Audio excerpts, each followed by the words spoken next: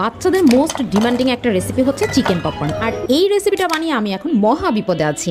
দুদিন পর পর এখন তাদের আবদার চিকেন পপকর্ন বানিয়ে দিতে হবে। আর এই পপকর্ন বানানোর জন্য আমি চিকেনের বোনলেস মাংস ছোট ছোট কিউব করে কেটে নিয়েছি।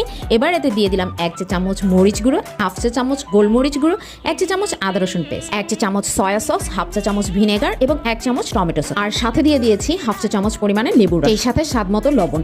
আর এই সব কিছু একসাথে ভালোভাবে মিশিয়ে নিতে হবে। এবার 1 ঘন্টার জন্য ম্যারিনেট করে রাখতে হবে। 1 ঘন্টা পর মেরিনেট করা চিকেনটাকে নিয়ে নিলাম। আর কোটিং এর জন্য একটি বাটিতে 1 কাপ ময়দা, 4 চা চামচ কর্নফ্লাওয়ার, 1 চা চামচ মরিচ গুঁড়ো এবং 1/2 চা চামচ গোলমরিচের গুঁড়ো, 1 চামচ লবণ দিয়ে সবগুলো উপকরণ ভালোভাবে মিশিয়ে নিতে হবে। এবার ম্যারিনেট করা চিকেনগুলোকে শুকনো মিশ্রণে ভালোভাবে কোট করে নিতে হবে।